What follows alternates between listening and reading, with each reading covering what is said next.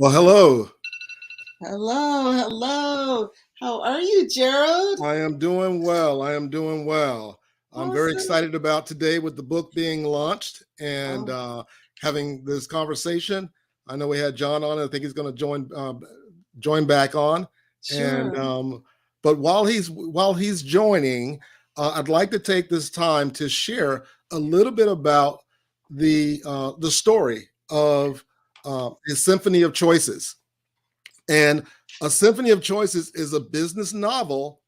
It's a business novel that I wrote that actually teaches a lot of business principles and for business owners and project leaders along that line. But it's wrapped in a story, and I think stories are the best way to teach complex concepts. And Hmm. so, what I'd like to do is I'm going to share a little bit of a audio file, so you have to listen up. And I'm going to make sure I don't try to distract you, but I want everybody to listen up and just kind of get a flavor of what's in the book that's coming out. That's coming out today, and the audio book in 4 weeks or 6 weeks will be out as well. So here we Awesome. go. All right. Intermission, my wife approached me with that look I had learned to dread. I just heard from Sally that you got the position as orchestra manager, Laura said. Why didn't you tell me? Well, I just found out this afternoon, I replied. I had to grab a quick sandwich and change before the concert. I'm sorry that I didn't have time to talk to you about it. We talked about this, Jerry. I didn't think it was a good idea because the pay is low, and you don't have the time. As I remembered the conversation, it was Laura who told me it was not a good idea. The symphony provided me with such a wonderful opportunity to perform and express my creative talents that when someone nominated me for the position, I was honored. But I do have time, I responded. This would actually supplement my income, not take away from it. What experience do you have managing a symphony? You are a musician, not a business person. She had a point there, but I had not had time to process what I needed to do to make up for my shortfall of experience. Can we talk about this after the concert? I need to get back on the stage. Can you turn down the position? She asked. She wasn't letting it go. I suppose I could, but I really don't want to. I really need to get on stage, I pleaded. Laura crossed her arms and snapped. Fine. The most technical part of the concert was in the second half, and now I had my wife to contend with in addition to the pressure of figuring out what I needed to do as the orchestral manager. The orchestra members returned to their seats, just as they had at the beginning of the concert. They rosined their bows, warmed their instruments, and practiced tricky passages one last time before the performance.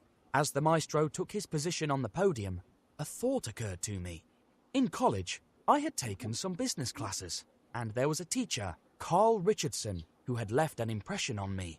In college, my focus had been on music performance and education, but I really got a lot out of his classes.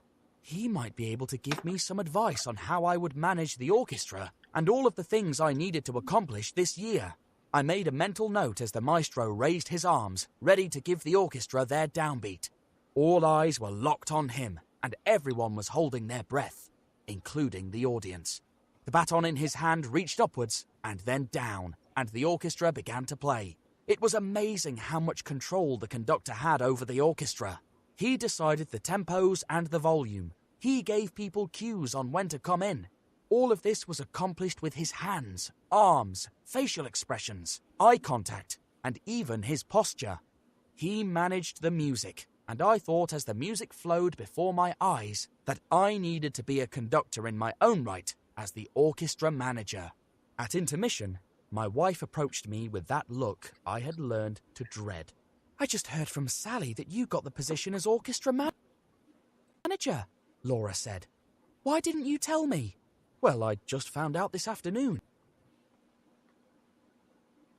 Hold on one I second. I'm replied. trying to. Wow. I'm That's going to turn it.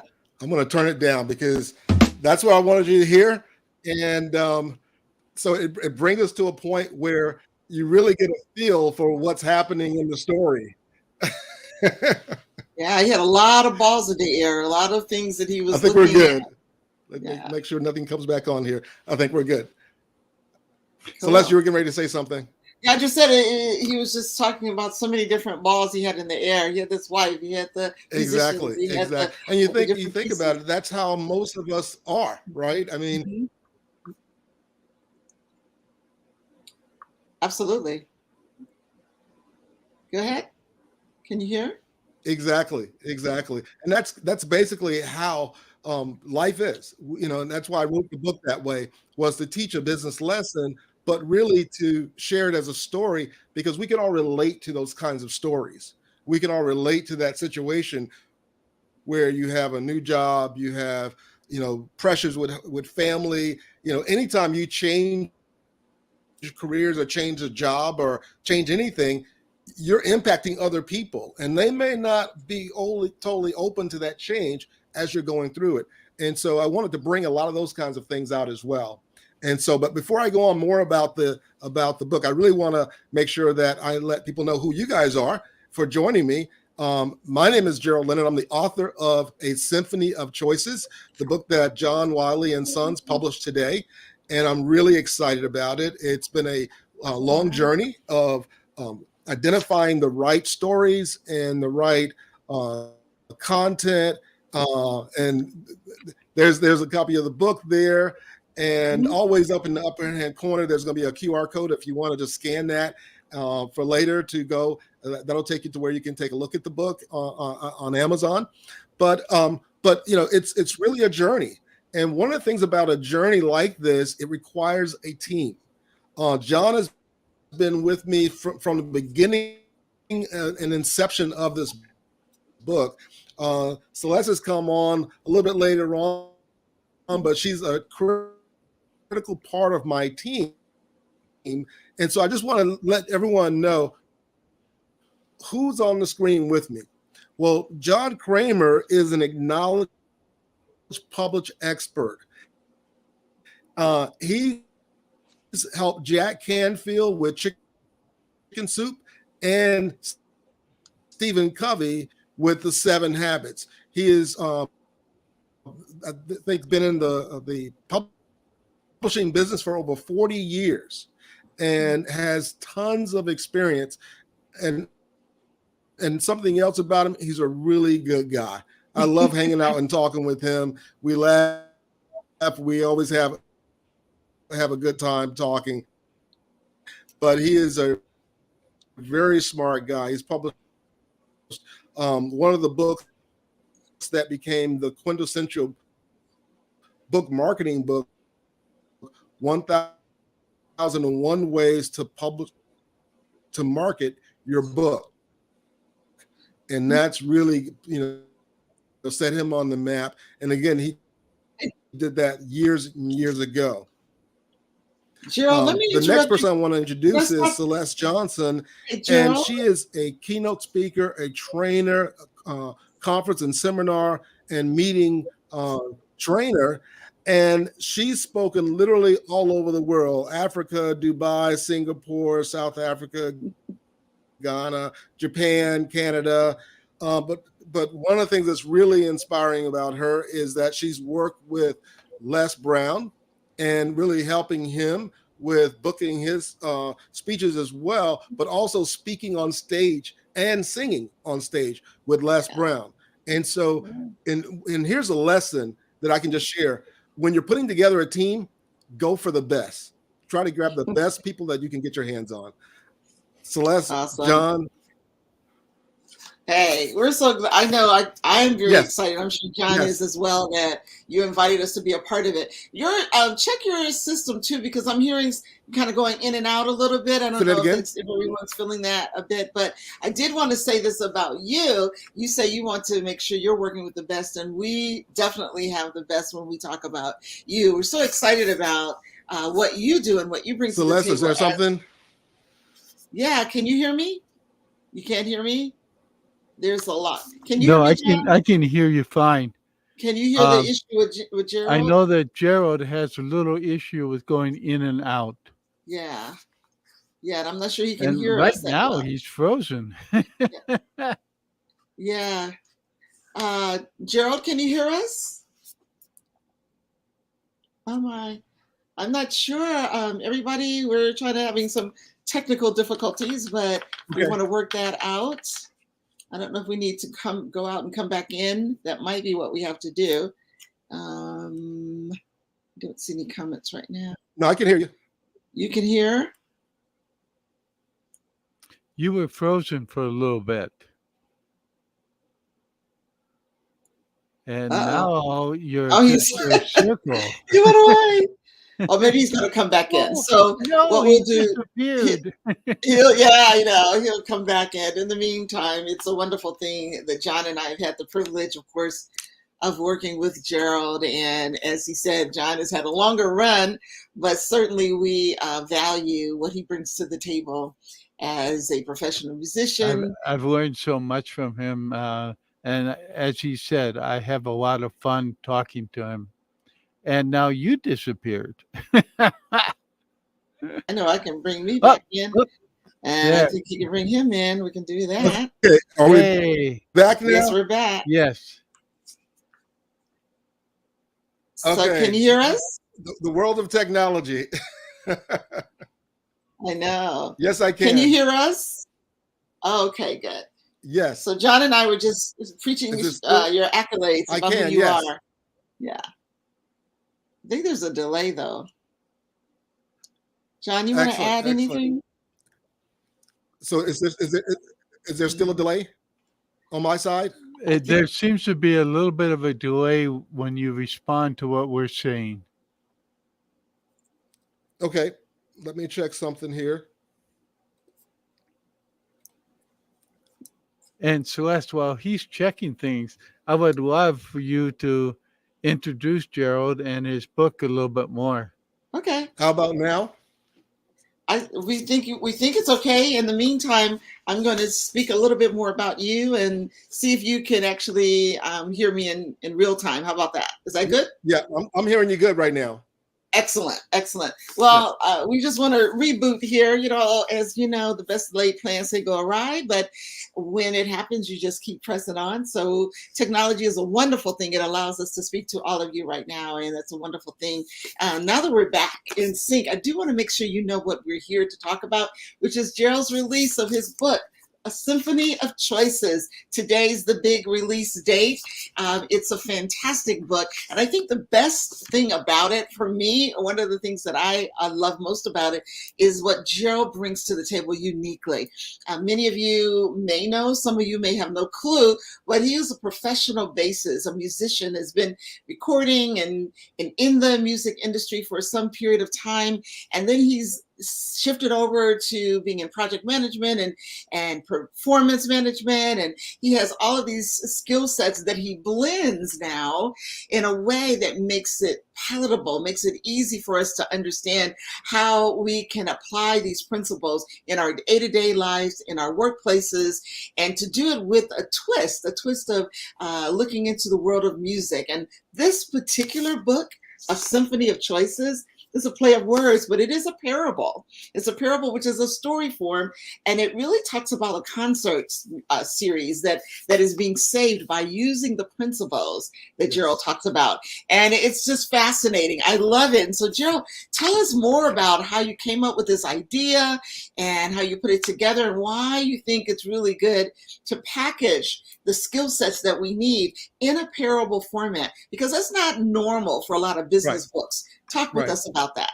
Well, some of the business books around the topics of decision making, project management, and things like that, they can tend to be, sleeping pills. That you put them on the side of your bed at night, and then when you're not able to go to sleep, you pick up the book, you start reading it, and within 2 minutes you're asleep. So unless you're studying for an exam or really into that kind of thing, it's really difficult. But what's interesting is that the skills are so much more important today than ever before, especially with AI and everything that's going on. Those skills of decision making, project management, workplace engagement, how to work with people, how to work with your teams, it's so critical. And I really wanted people to get it. And I know that people, think about the movie industry right now, they're striking, right? But but overall, when a movie comes out, Barbie, $100 million, $150 million. That's how much people love stories. They're willing to invest and they love stories.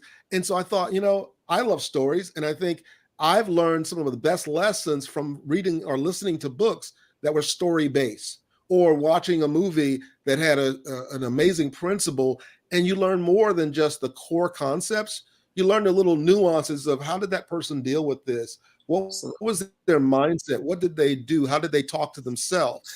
You see all the different things in the story. And so I wanted to bring the lessons from my programs into story format to really teach it so that it would sink and grab people's heads, hearts, and hands to get them moving. Awesome. Well, let me ask you one other question, and I want to certainly open the door for John to ask something, but let me ask about the big takeaways. I know there is, within the story structure, there are certain takeaways that people who read the book will be able to apply. What are some of the principles or practices or real takeaways that they can use once they read the book? There's like 4 major takeaways I can think of around the book. And obviously there's a lot of nuances and other ones there. But I think one of the main ones is how to get a lot of big things done quickly. Okay. Because, he's taking over and he's having to put together a concert season, manage the shows, manage the orchestra, manage the board. And there's a lot of things that need to be improved. And so he finds himself in a place where he's having to do a lot real fast and do it well. And so he needed a mentor. I'll come back to the mentor piece. Next was he had, as you heard, and if you heard the beginning, you might have heard a little challenge with his marriage or in the relationship. He had some challenges with his family. He had some challenges with the conductor at work. He had some challenges with some coworkers who thought they should have been the orchestra conductor. And so he had to learn how to get better and not bitter as he did his job. Because sometimes when you're in a really difficult situation, it can make you bitter and you leave. But if you focus on getting better, then you can overcome those situations and even take your adversaries and make them advocates.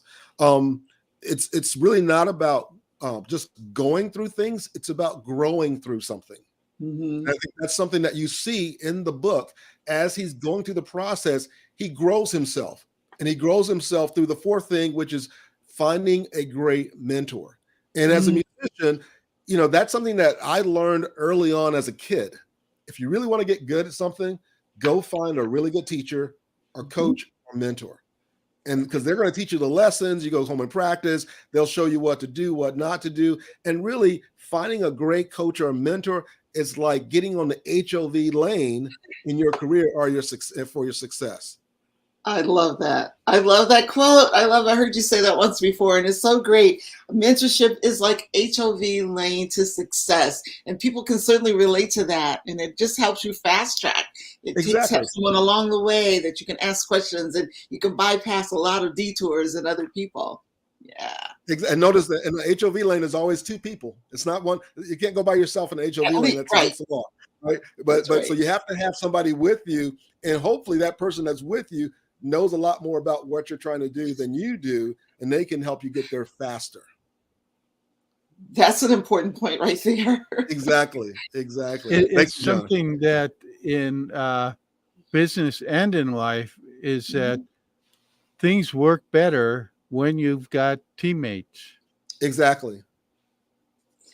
Yeah, because really no one knows everything, right?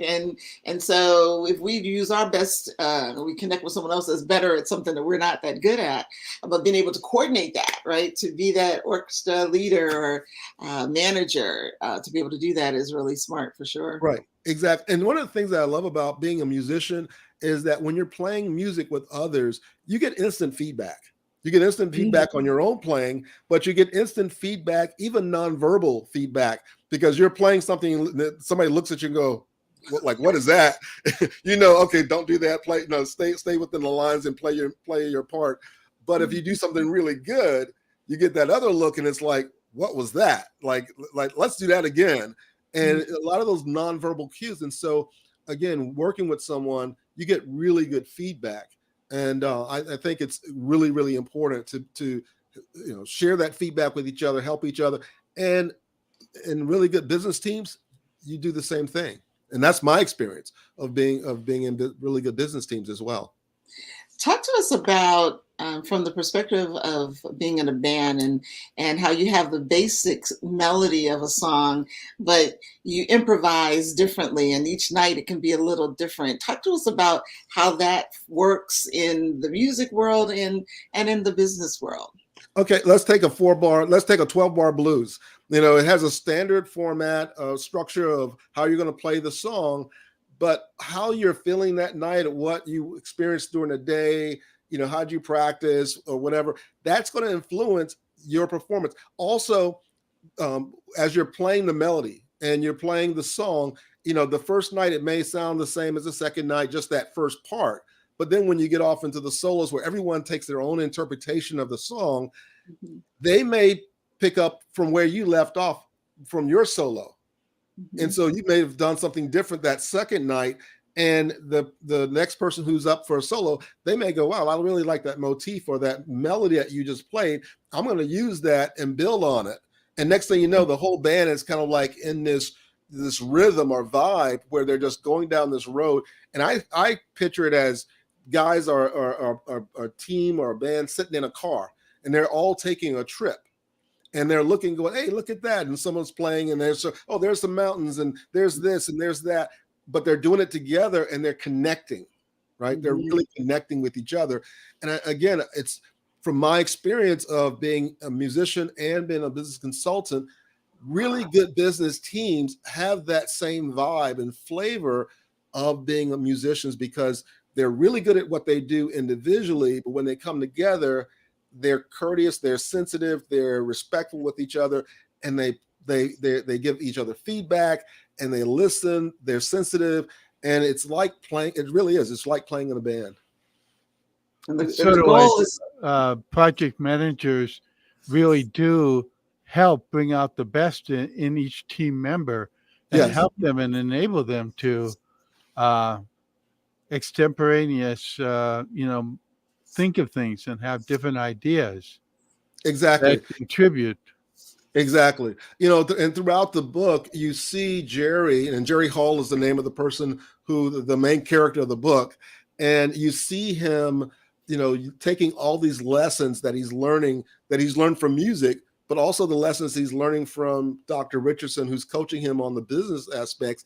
And you see him beginning to combine them, and how his thinking is, he understands how the orchestra works, but now he's going to take these business concepts and apply them. But he does it knowing how the different team members are going to respond. And so he may be a little bit more sensitive with one group, more direct in another group, and so on, in the way he's trying to communicate the information to move the orchestra forward and save the concert season. that is so critical what you just said, because in the business world, we have teams, and many times we don't select the people that we choose to work with. Right. And so understanding their personalities, understanding their proclivities and how to best engage helps us to get the job done, which is the ultimate goal. And I'm sure you run in your consulting where you have people say, well, this is just how I communicate. Well, if it's serving you well, great. But if you want to get the best out of the team, out of the orchestra, harmony, right? The harmony Exactly. you're looking for, then you make those adjustments. And that, right? Does that make sense? Exactly. And so one of the things, when you're playing music, because you're playing a song and everyone gets the song sheet, well, we're already automatically on the same page of music, right? Unless you have a different score. But we're all on the same page. I did an exercise with a group that I was leading in the consulting space where it was called Rules of Engagement. And I had everybody leave their laptops, and they just took Post-it notes, and everyone had the role of the goal of writing out at least, let's say, 7 or 8 values of what their best teams were that they loved about being in teams, because it was a new team coming together. And then we put them all on the board, and anyone who had the same word, they put it on top of the other one. And what we found was that even though we'd all come from different teams, now we're starting to work together, that we all valued a lot of the same things. And we were able to say, these are our 7 values based on what everybody selected. And just like that, that was like getting on the same page of music. So now we're all going in the same direction. We all, value the same ways of working. And it really, really helped the team come together. And we did a lot of great work for the client that we were working with and made some great progress. But we also made some good friendships, because we begin to understand each other from a personal standpoint of what you value and what the other person valued. Awesome. That's awesome. That is wonderful. So, can you give us a tip or two on selecting a mentor? You know, the subtitle for the book is How Mentorship Taught a Manager Decision Making, Project Management, and Workplace Engagement, and Saved a Concert Series. So, mentorship, you mentioned already, is important. And that person that's in the car with you, you want them to maybe have a little bit more knowledge than you. How do you decide that? Do you have any tips or suggestions on identifying mentors? Yes, identifying a mentor or a coach is probably one of the most important things you can do, because again, it really will put your career and your life on a rocket. It'll put a booster rocket on the back of your back and help you to achieve some things that you could not do before. They will also, if you're really diligent in working with them and you show them that you're really listening and you're humble and you're working, they will open up their network and introduce you to people. Hence why you guys are here. And so what I believe about mentorship, again, starting as a kid playing music, was I would always look for someone who had a real track record. Because there are people that'll reach out to you and say, hey, I want to mentor you, or I can do this and I can do that. And they may have, have the college degree, they may have the certification, but you want to look for, okay, how many books did you write, or how many books did you sell, or how many, you want to see a track record of progress. You want to see some Lombardi trophies on the wall and going, okay, that guy has 7 of them. He knows, you don't get 7 just right, fall out of the tree, for you. You have to know some things. And so, I'll take you guys. When I started working with John, I had looked John up. I had done the interview with Jack Canfield, and I heard Jack Canfield in one of our coaching sessions mention John Kramer. And I wrote his name down, and I went to his website and looked him up. And I realized that he had programs and he had an email address. Whoa. And I reached out to him. And I said, I heard about you from Jack Canfield. I'd like to have you help me, kind of work on my title, because I know I'm like kind of geeky and I get out of touch, and I need someone to like show me, like, put the blinders on and go, okay, this is the way to walk, go this way. I need that myself. And so by bringing John on, that's just exponentially opened things up. Even the cover of the book was a referral from John of someone in his network. I would never have thought about doing the cover the way it was done if it was just up to me. And same with you, Celeste. It's like, you've worked with Les Brown, you've traveled, you've spoken all over the world. You have so many skills and talents that I know I can learn from, and I'm learning now. I'm learning, every day I'm learning, and as we're working together, I'm just seeing all the ways that this is moving me forward. And so I would say you want to find a coach or a mentor who has a proven track record and who's accessible.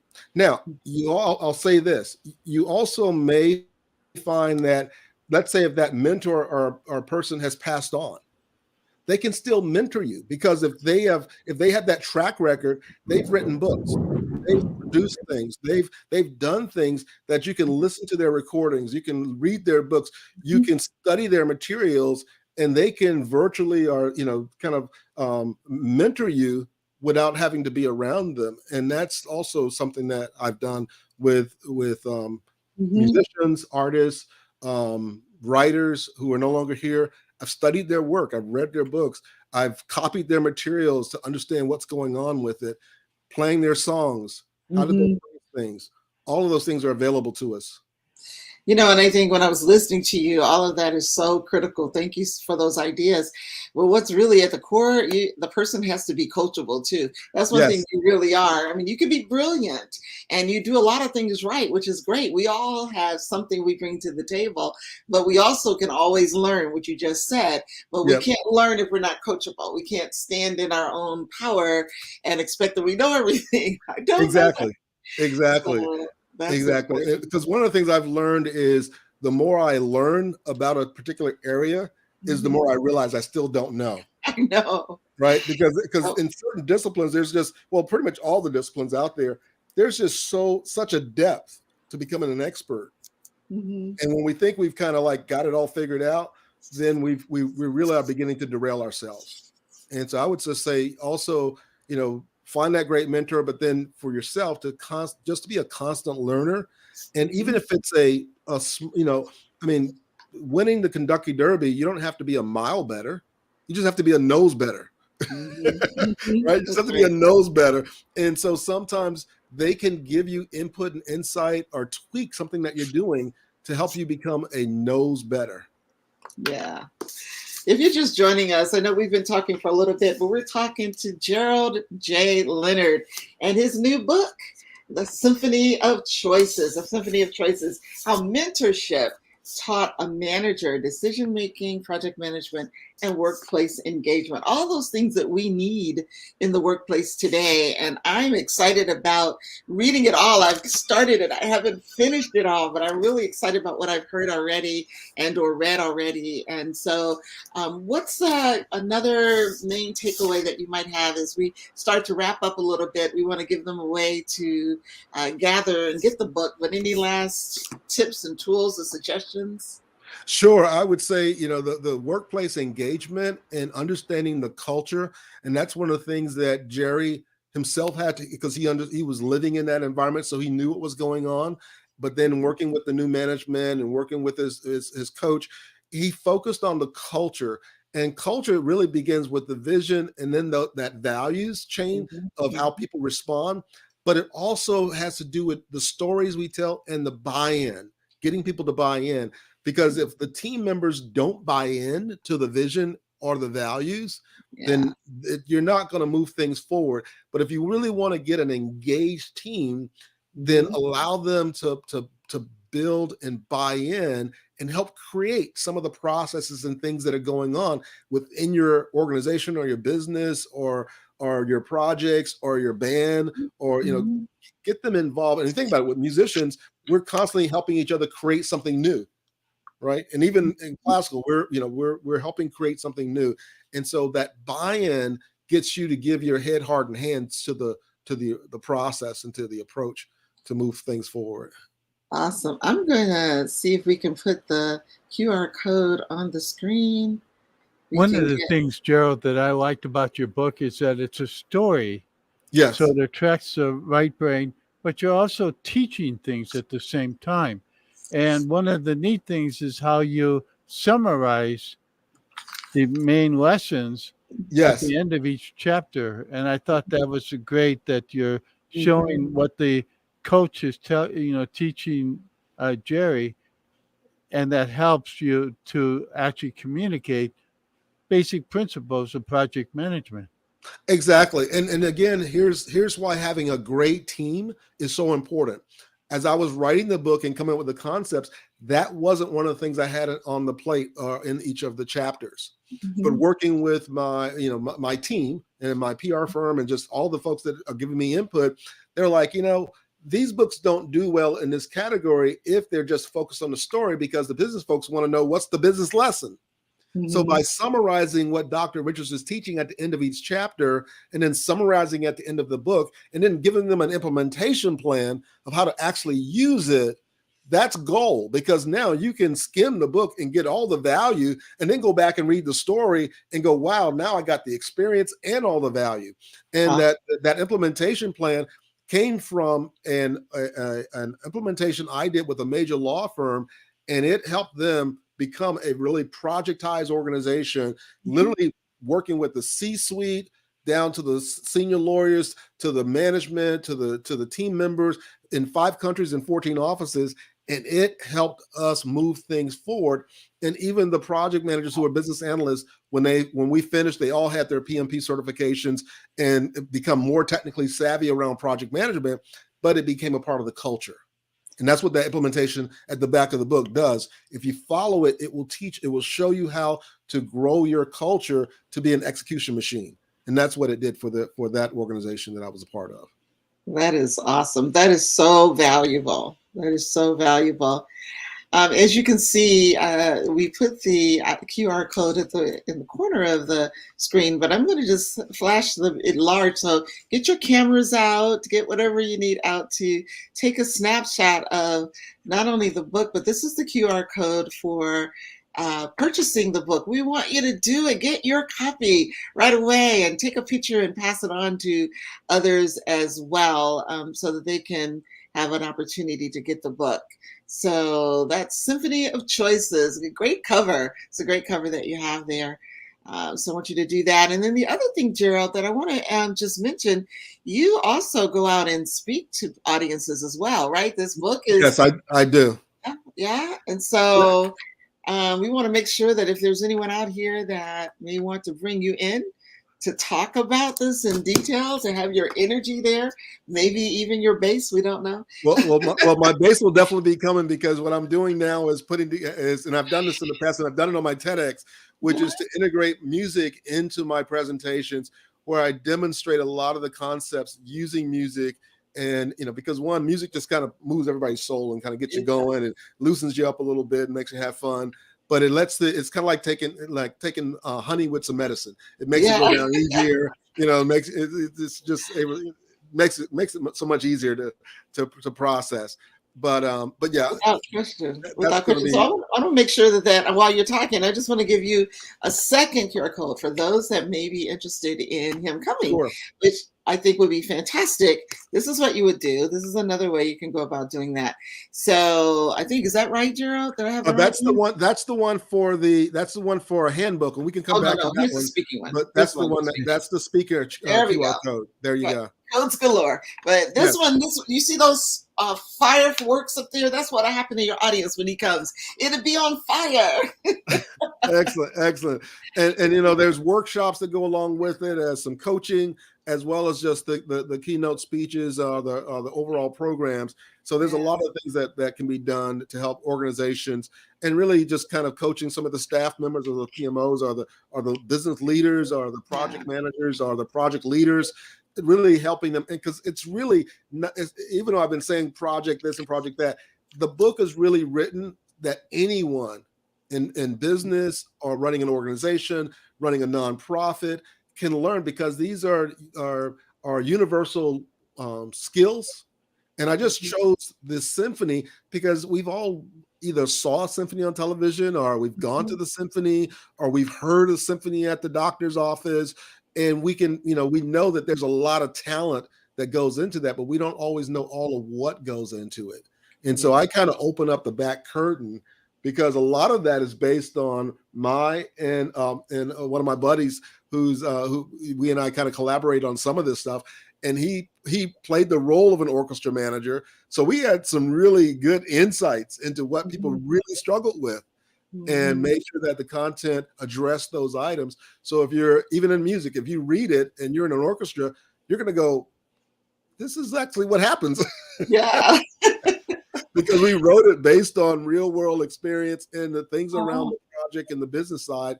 It's coming from my experience of over 25 years of doing this for major corporations, and getting the certifications and all that other stuff that goes along with it. Because I really wanted to give something to people that they could just get the book and really change. They didn't have to bring me in. Obviously, bringing me in would be a bonus, and it would help the organization, but that they could get so much more value from just experientially going through the story. It's called project-based learning. Sure. And it's a whole educational process. And so I really did a lot of thinking, right brain and left brain, into making sure that this was going to be a book that people could get access to, access the material mentally, but then learn experientially as they read the story and watch Jerry goes through this journey, and you're kind of going through it with him. And for those of you who were on at the very beginning, the music that he was playing was his music, wasn't it? Yeah, that's my song, Vertigo. I love that song. I was like jamming to he's got great talent here. So, and I know you have lots of people that have supported you and say that, giving you endorsements along the way. Yes. And Mike O'Connor, who's a gentleman that talks about how impactful this is. There's Robin Speculand. Yeah, Robin's out of Singapore. Is he okay? Yeah, which Yeah. is wonderful. There's another gentleman, Carl Pritchard.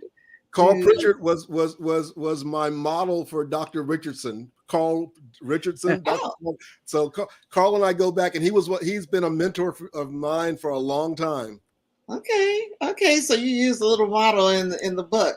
Yep. Then we have another gentleman, Mr. Rodriguez. Now Antonio Nito Rodriguez wrote the foreword for the book, but Antonio is, besides being a part of Thinkers 50, also is probably the only person that writes for Harvard Business Review on their website. But he also wrote the Harvard Business Review Project Management Handbook. Okay, So awesome. that is the management cornerstone for Harvard, and he's the guy who wrote it, and he endorsed the book. Not only did he endorse it, but he wrote the foreword for the book. Nice. Oh, that's awesome. Well, as we get ready to wrap up, I want to make sure that we post the IQ code once more. For those of you who want to make your purchase, do it today. Take a picture of it, pass it on to your friends and family. Tell them about this book. So we'd love to just get the message out. And here we're going to put it up there. A Symphony of Choices, How Mentorship Taught a Manager Decision-Making. If you need assistance in making better decisions, this is the book. Project Management, this is the book. Workplace Engagement, we need that more than ever these days. If you look at statistics, this book will help you. And not only will he save the concert season, but you may save your job. I don't know. Well, I think it's more than just business, though, because it's really about life. Yeah, it really is. A lot of what he talks about is stuff that we can use in day-to-day life, regardless of if we're working in business or anything like that, because teamwork, mentorship are key concepts that work for all the things you're doing in your life and in your business. Right. And even in the project management piece, there's a handout or a workbook that I created that goes along with the book, but it can be used separately, called Every Goal is a Project, and now everyone is a project manager. Because you think about any goals you have, many of them have multiple steps. Well, guess what? That's the definition of a project. Yeah. And so if you learn these, and what I did in putting that handout together, that workbook together, was take over my past 25 years and all the consulting I've done, is to say, what are the 6 things that every single project had to have in it? It might have missed some of these other things, but if those 6 things were not there, it failed. If they were there and everything else was a little fuzzy, it still was successful. And so I find that those are the 6 critical things that can make it work. And again, that's just for achieving your own personal goals. This is rich. This is rich. So I'm a project manager. There you go. I didn't know that. There you go. So, you're missing his certification, right? I will share this. This is the book. This is the workbook I created. It's absolutely free.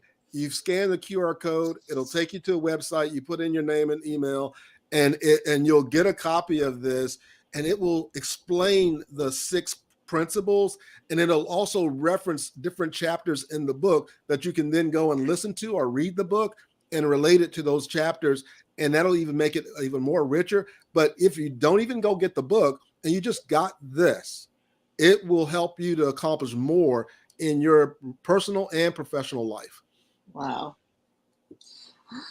That's fantastic. Something that my clients, mainly book authors, can really use, because I see so many people get caught up in one little small thing and forget the other 5 or 6 steps.